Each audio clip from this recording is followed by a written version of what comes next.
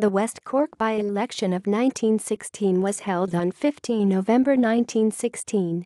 The by-election was held due to the death of the incumbent All for Ireland League MP, James Gilhooly. It was won by the Irish Parliamentary Party candidate Daniel O'Leary. During World War I, the major political parties observed an electoral truce, and most elections were uncontested, with the incumbent party nominating a successor who was returned unopposed.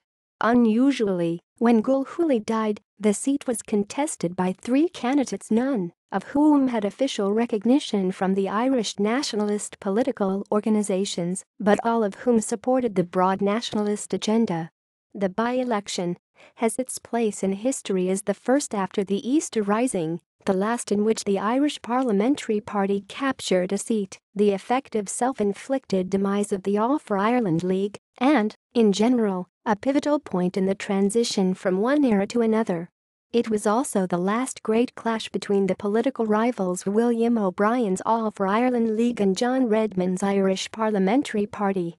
Result: 1. O'Leary had pledged to join the Irish Parliamentary Party and was a supporter of John Redmond.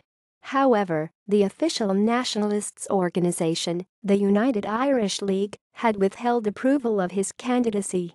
2. Healy was imprisoned in Frongage internment camp for supposedly being associated with Sinn Féin, but Sinn Féin repudiated his candidacy for not revoking to take his seat at Westminster, instead had been supported by William O'Brien, who was leader of the All for Ireland League. 3. Shipsey was a local member of the All for Ireland League who stood in protest against William O'Brien's adoption of an unofficial candidate. The 1916 by-election, which contrasted so obviously with Gilhooly's long tenure of the seat, was viewed as a farce by Unionist opinion. References: